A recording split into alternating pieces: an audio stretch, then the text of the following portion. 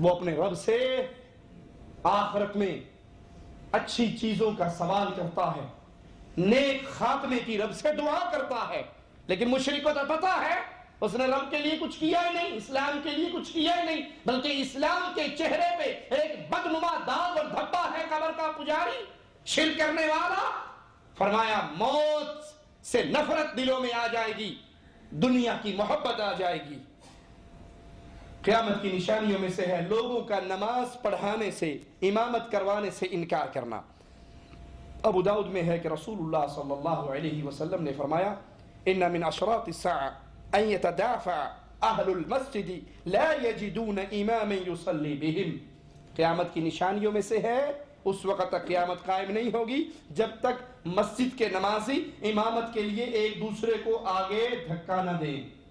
تکبیر ہو چکی ہے، سارے کھڑے ہیں، کسی کے اندر ضرورت نہیں مصلی پہ چڑھنے کی، وہ ایک دوسرے تو پڑھا دے گا، تو پڑھا دے، نہیں تو پڑھا دے، وہ تو پڑھا دے کے اندر 2 منٹ گزر رہے ہیں، ایک دوسرے کو دھکا دیں گے۔ کیوں؟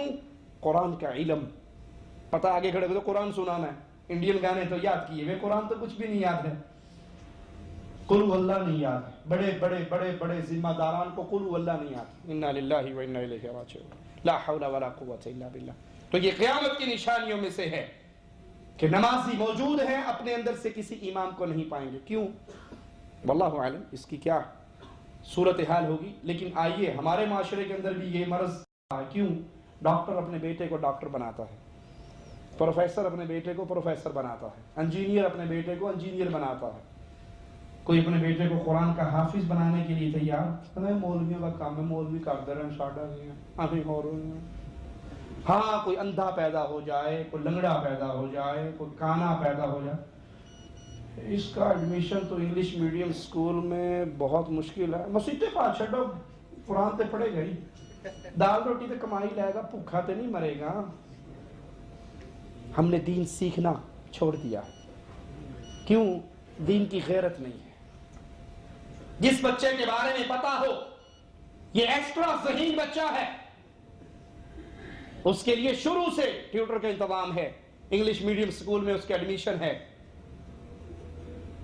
بچہ 10 سال کا ہے، کوئی پوچھے آپ نے اس کو کتنا قرآن یاد ہے؟ بھیجتے تو تھے مولوی صاحب کے پاس مغرب کے بعد، کچھ یاد کیتا تو کوئی نہیں جانتا تو سی مولوی کو، لیکن انگلش کا ٹیوٹر جب آتا تھا تو دروازے پہ تختی لگ جاتی تھی، اندر جانا منع ہے، میرا بیٹا فزکس پڑھ رہا ہے، میرا بیٹا کیمسٹری پڑھ رہا ہے۔ حرام نہیں ہے یہ پڑھنا، پڑھیے، ضرور پڑھیے، یہ پیٹ کو پالنے کے لیے پڑھنا ضروری ہے، کوئی حرج نہیں۔ اس پیٹ کو، اس ہاتھوں کو، اس گرم نرم چمڑی کو جہنم کی آگ سے بچانے کے لیے قرآن پڑھنا ضروری ہے۔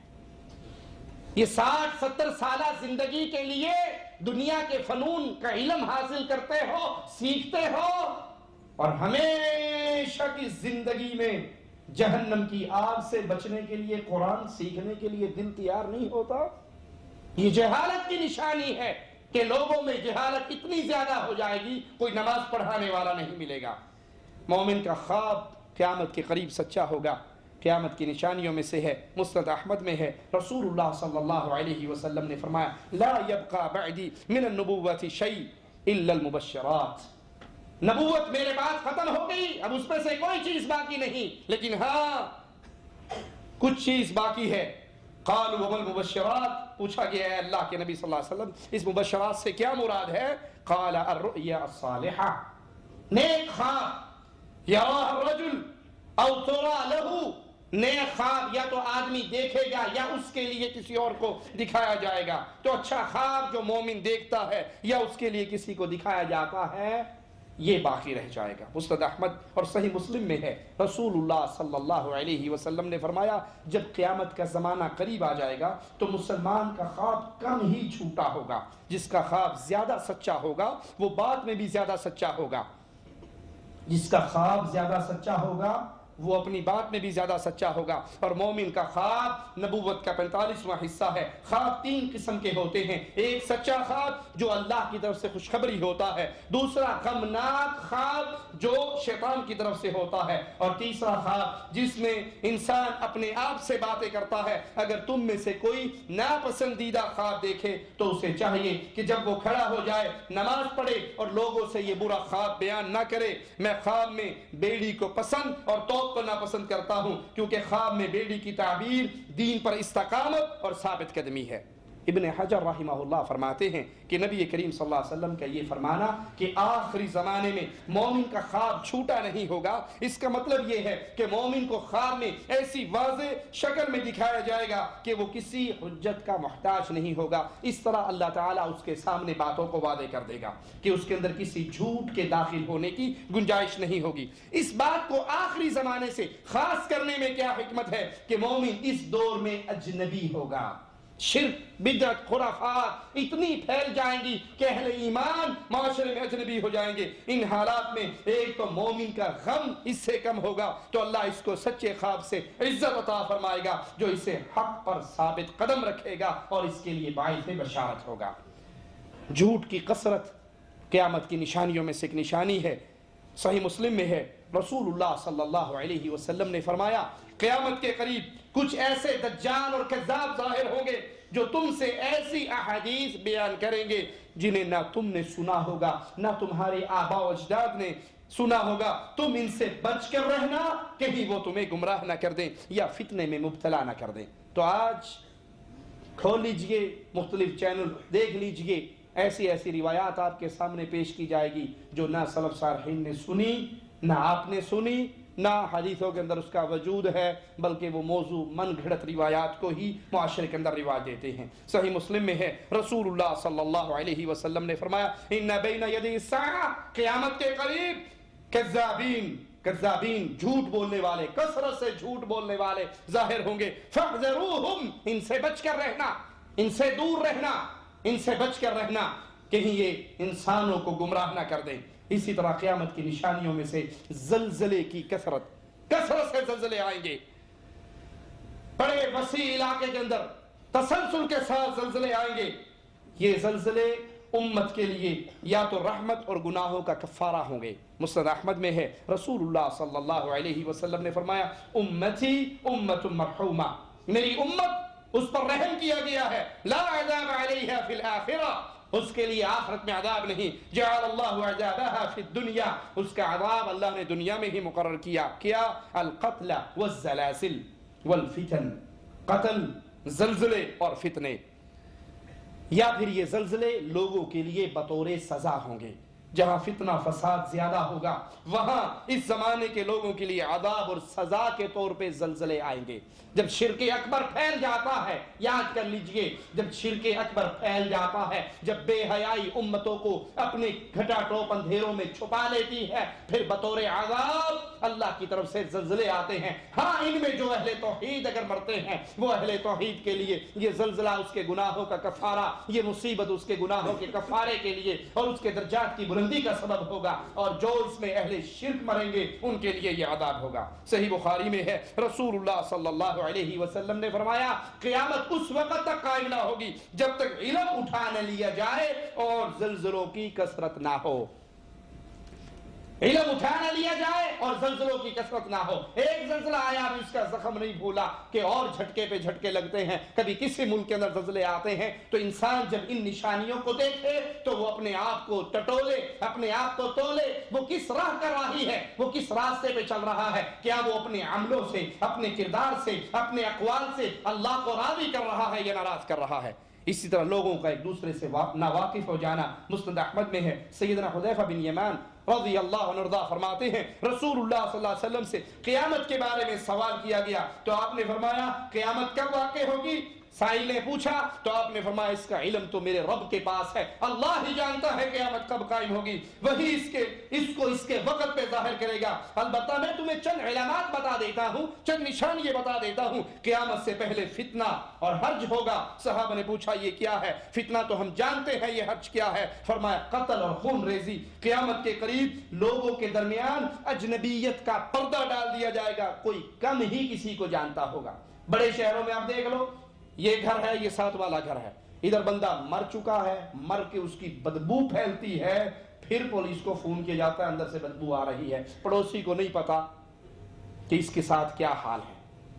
ایک اخبار میں ہم نے پڑھا ہے یورپ کا واقعہ کہ وہ ایک دودھ والا دودھ دیا کرتا تھا اور وہ ہر روز لا کے ایک بیگم صاحبہ کے دروازے پہ دودھ رکھ جاتا، ایک دن گیا، 2 دن گزرے، 3 دن گزرے، وہاں دودھ کے ڈبے سٹاک لگ گئے، جب وہ آئے پچھلا اٹھایا نہیں، اس نے پولیس کو فون کیا کہ پتہ کرو، پتہ کیا، اس کا دروازہ توڑ کے پولیس اندر گئی، وہ مر چکی تھی، لاوارث تھی، اس کا کوئی، وہاں اکثر لاوارثی ہوتی ہیں بڑھاپے کے بعد، کون سنبھالنے والا ہوتا ہے؟ شکر کرو مسلمانوں، تمہاری بوڑھی عورتیں ماں اور ساس اور بہن اور پھوپھی اور خالہ اور ماما کی شکل میں اپنے گھر میں رہتی ہیں۔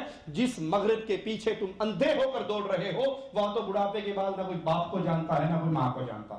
اس نے اپنے دل لگانے کے لیے بلیے پال رکھی تھی، اور جب تک پولیس وہاں پہنچی، بلیے مالکن تو مر گئی تھی، اب بلیوں کو روٹی پانی کون ڈالتا؟ ڈالنے والی تو مر گئی، ان کا ہوتے کوئی شہلا دینی اینو ہی کھا چھکو، بلیے اس کا آدھا جسم کھا چکی تھی۔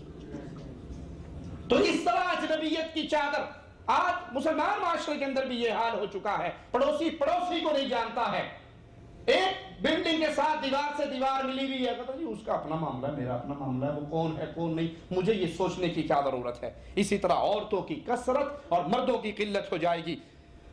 علامہ ابن حجر فرماتے ہیں کہ آخری زمانے میں جو مردوں کی قلت ہوگی، عورتوں کی کثرت ہوگی، بظاہر یہ معلوم ہوتا ہے کہ عورتوں کی کثرت اور مردوں کی قلت کسی ظاہری سبب سے کی وجہ سے نہ ہوگی، بلکہ یہ اللہ کی تقدیر اور اس کی حکمت کا تقاضا ہوگا کہ آخری زمانے میں لڑکے کم پیدا ہوں گے اور لڑکیاں زیادہ پیدا ہوں گی۔ صحیح مسلم میں ہے، رسول اللہ صلی اللہ علیہ وسلم نے فرمایا قیامت کی نشانیوں میں سے ہے کہ علم اٹھا لیا جائے گا، جہالت پھیل جائے گی، زنا کی کثرت ہو جائے گی، شراب پی جائے گی، مرد چلے جائیں گے، عورتیں باقی رہ جائیں گی، حتیٰ کہ 50 عورتوں کی نگہبانی کرنے والا ایک مرد ہوگا، 50 عورتوں پہ نگران ایک مرد ہوگا۔ اتنی کثرت سے آج بھی آپ اپنے معاشرے میں، اپنے اپنے خانوادے میں دیکھیں، آپ 5 بھائی تھے، آپ 7 بھائی تھے، آپ 6 بھائی تھے، لیکن بھائیوں کی نسل دیکھیں، آگے 2 بیٹے 5 بیٹیاں، 2 بیٹے 4 بیٹیاں 2 بیٹے، بیٹیوں کی کثرت ہے اور بیٹے کم ہیں۔ اسی لیے تو ہم کہتے ہیں بھائیو 4 شادیاں کرو، عورتیں بہت زیادہ ہو گئی ہیں،